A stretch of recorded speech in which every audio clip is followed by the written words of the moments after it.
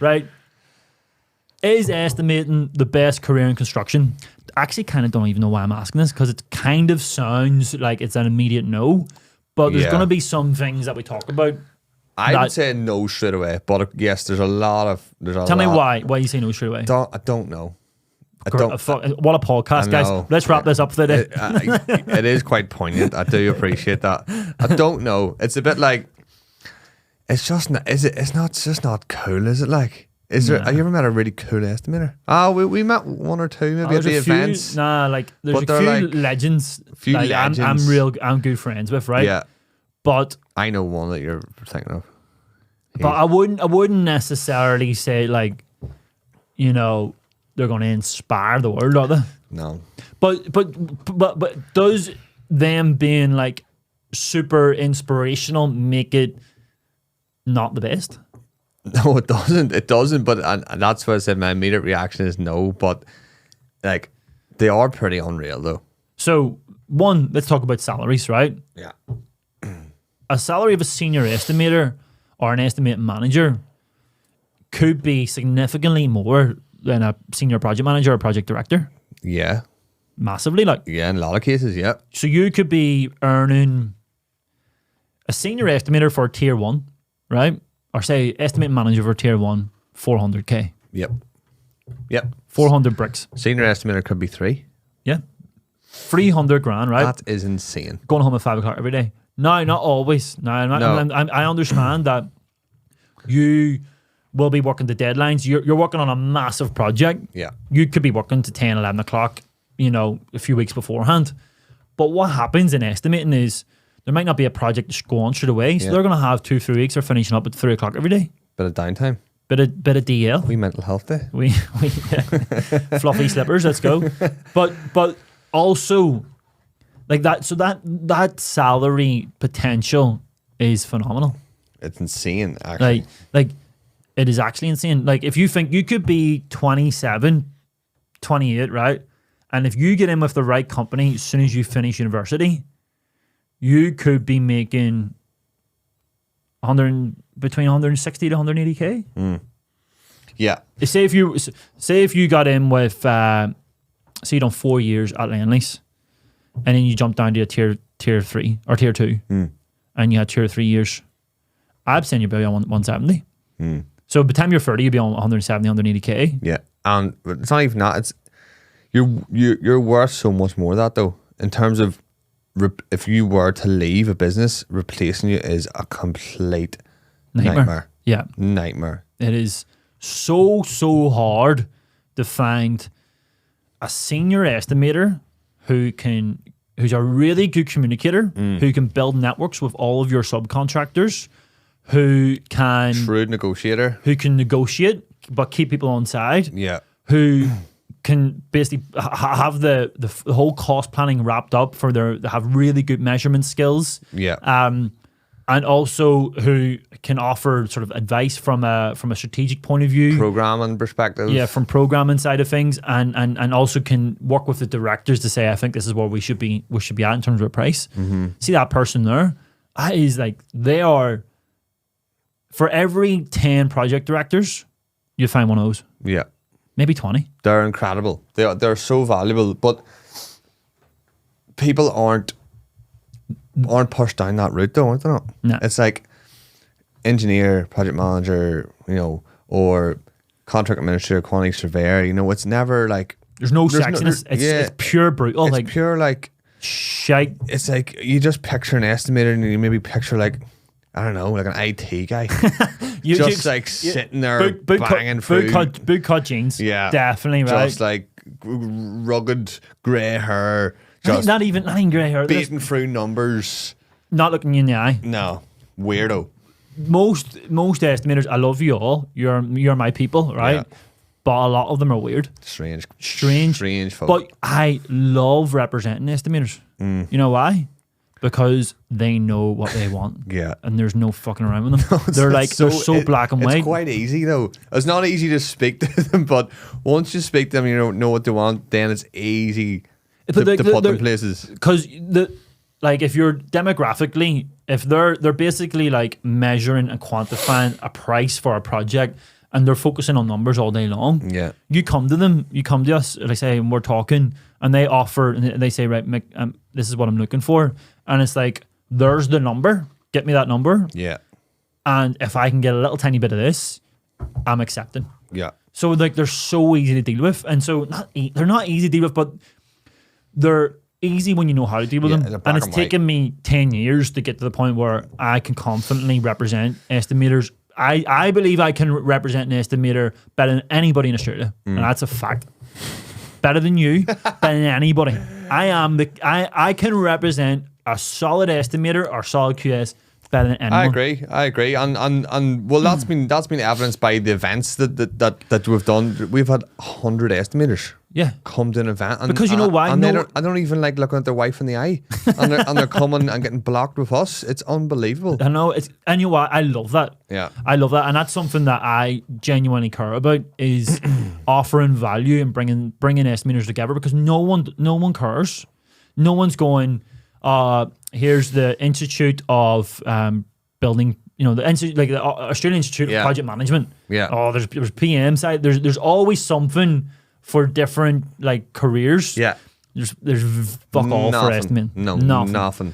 Actually, because I've been recruiting in the US, there's actually an estimating degree you can do in a college in LA. That's amazing, and that's another thing. It's a huge hindrance to that. So there's no like formal qualifications or training, or obviously there's a skill set to be a good estimator, but there's nothing like set out boxed off like an engineer, for example, obviously highly technical, or like a project manager, they're good commercially as well as driving production. Like, how do you get into estimating other than putting your hand up, the only man in the business, I want to be an estimator, which never happens. So it's weird now, right? So if you're civil infrastructure, it is best to have an engineering background. Yep. So the best, no matter what you want to do. Yeah. So obviously, if you're in civil infrastructure, no matter what you want to do, get a degree in engineering, right?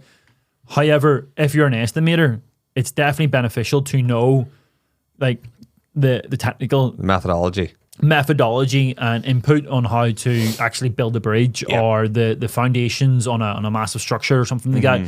Usually speaking, I find that civil estimators, the best ones will have done 3, 4, 5 years on site. Site engineering, right? Learning all of that and then moving into the office. Now, one of the reasons why I think it could be the best career in construction, there's no travel, right? Travel in your 20s is great. Travel up to your maybe 32, 33 is okay. Yeah. After that, it starts to get a bit shit. Yeah, great. You especially if you're in infrastructure, there's only a certain amount of infrastructure goes on in your city. Then you're doing substations out in 2 hours away. You're doing renewable wind farms, right? You're doing hydrogen plants. You're doing friggin' roading extension works. You're doing mining infrastructure. None of that's in your city. Yeah. So that means you're usually working away from home, right? Yeah. So the divorce rate in FIFO workers is insane. It's like pilots; they're never at home, so they've always got an away game. Do you know what I mean? Yeah. But also, so you're looking at your family life. It's a big burden, big challenge on that. So, and I also think as well, the later you get in your career, the more developed you get. Say, as you said, say it gets to your mid-30s and you're doing a lot of travel and you want to settle down. You're less likely to take a step back at that stage, to go into estimating, to change. You become a bit more stubborn. You need to have done it late 20s. Yeah. You're a bit less willing or less malleable to be molded into something else, at that later stage in your career. You're probably a bit less spongy as well in terms of even learning something completely new. Yeah. So there is that opportunity, maybe late 20s when you've got degree, 4 or 5 years sight under your belt. Now you make the switch and you could, like, opportunities are endless. Well, say if you stay, right, so say if you're 25, you get a job, right? You're of a civil infrastructure. For 10 years, you're working as a project manager, right? I reckon you're probably on, depends on the type of company, type of project. Could be up 200. It's a 170, 200, maybe something like that, right? If you do 2-3 years in project engineering and then 7-8 years in estimating on big projects, you're probably on 200 with no travel. Yep. Right? And that's a massive sale. Like, but where it goes from there for PM, they probably stay at that for a very long time, and they're doing travel. Yeah. I think your growth within estimating is 100k in that time frame. Yeah. And you're not doing the travel. Yeah. And you generally have a bit more flexibility too, given the nature of it, you know. You can go from one city to the other city, get a job straight away, no matter the market. If it's a bad market, you'll get a job straight away.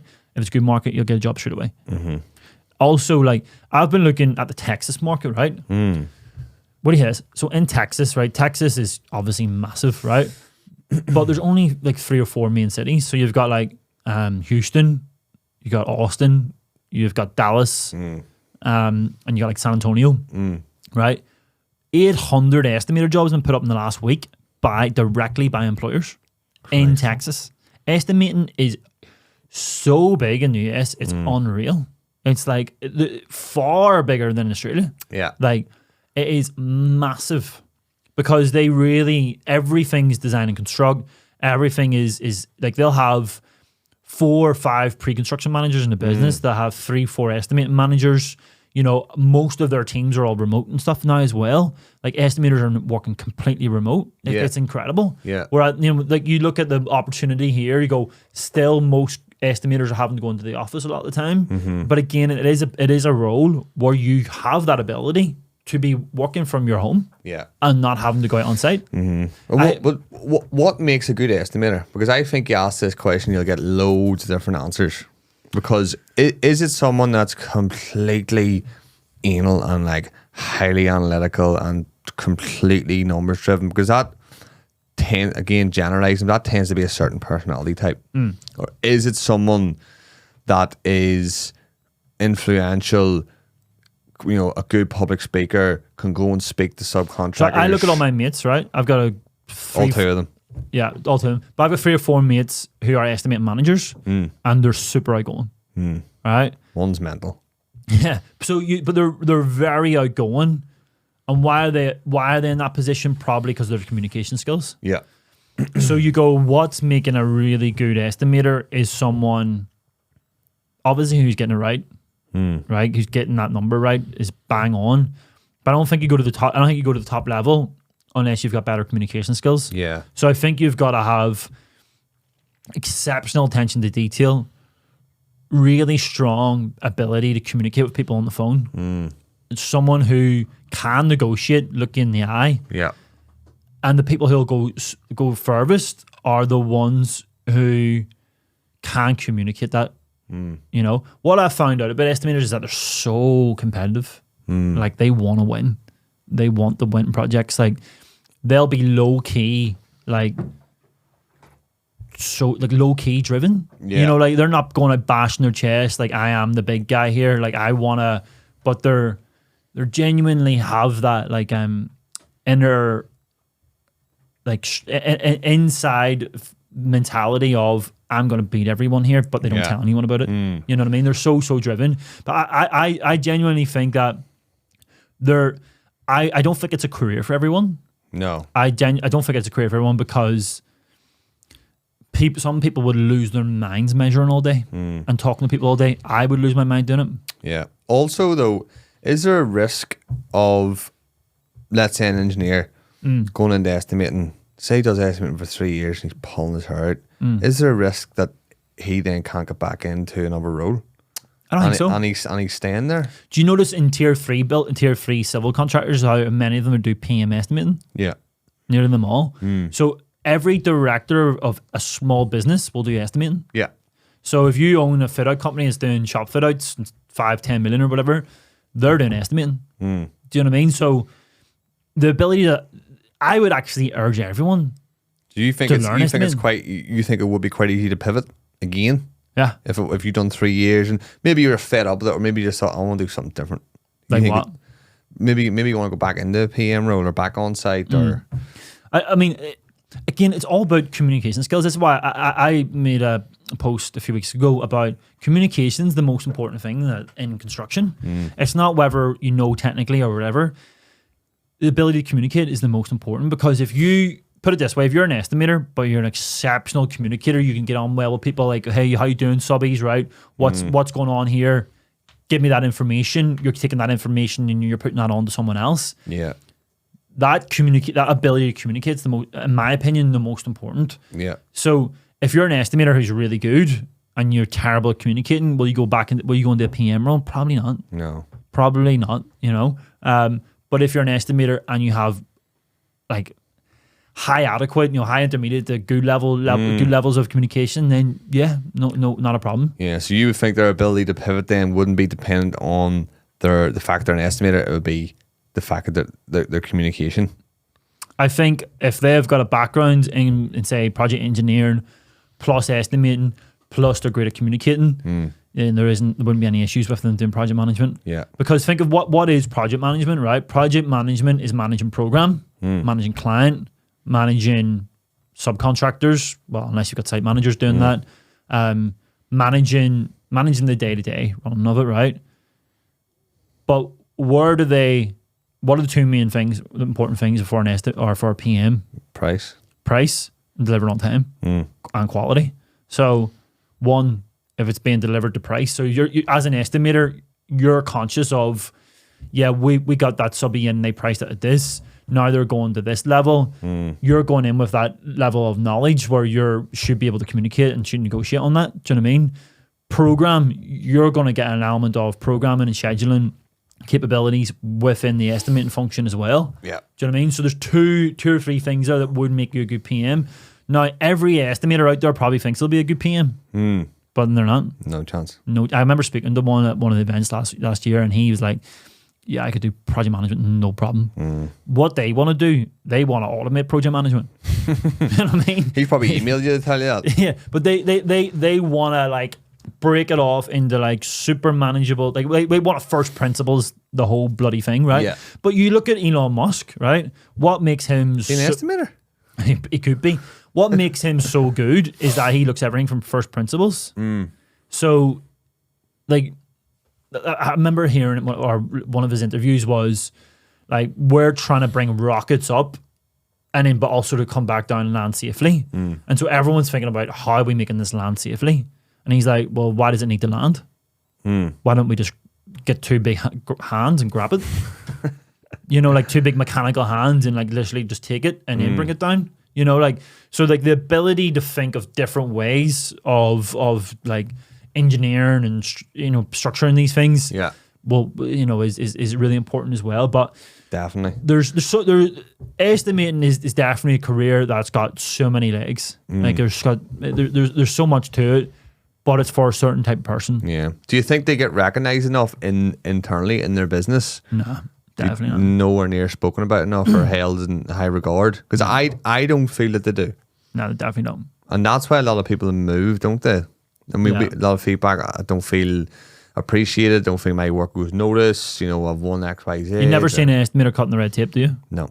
Never. Are you doing that for shovel, like breaking ground here? No. Realistically, though, probably should be. Should be an estimator or a PM, shouldn't it? An estimator got them the job. Yeah. A PM's delivering it. Yeah. So they should be. I mean, it's their pricing strategy, program strategy, right from day dot. Relationships has enabled that ground to be broke. Exactly. The shovel in the ground. Yeah. But you never hear of it. You never. There's no recognition. Like there's no groups that actually do anything for estimating in terms of showcasing what it is as a career.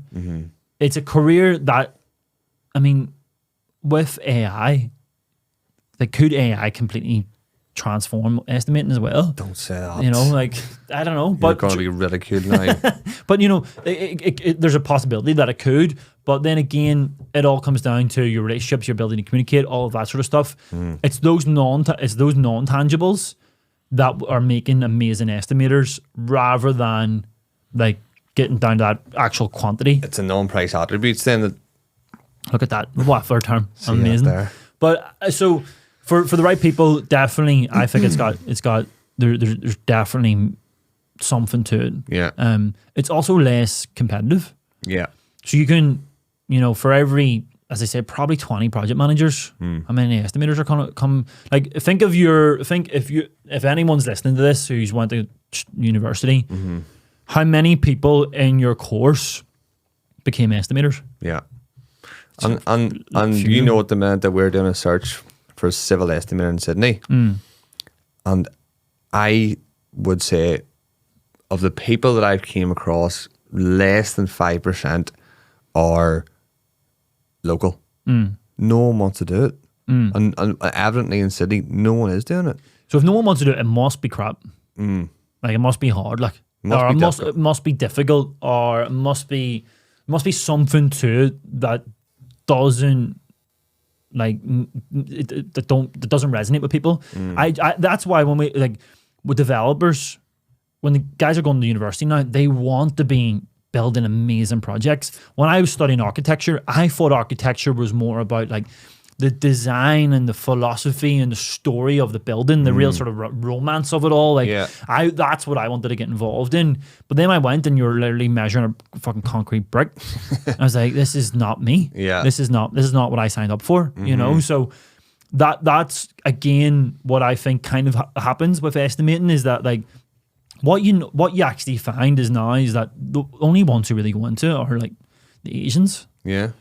Like, you see an Asian person who'll go to Bond University, get their PR, and then they'll go into estimating. So there's but then like that, would you go from a cultural perspective? Would that, like, if you're stereotyping, would you say that suits them? As Probably a little bit, you know, like, you know, because slightly more introverted, slightly more, like, you know, you always talk about like mathematicians, and you're automatically thinking someone from that background. So that's what you're saying. You go 95% of your search isn't local. No. So it's a tricky one. But then again, if you are local, then how quickly do you rise through the ranks? Exactly. It's insane, the opportunity. Yeah. You know, and hopefully we can spread the good word. What I would like to do is to formalize like an estimating and quantity surveying group.